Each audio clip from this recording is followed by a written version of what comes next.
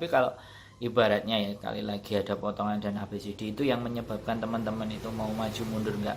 Tapi potongan itu juga bisa dilaporkan Iya, ke KJRI. Saya dipotong sekian sekian sekian, apalagi pemotongannya itu ada bukti pembayarannya sampean juga ada. Wah, tunjukin ada. juga.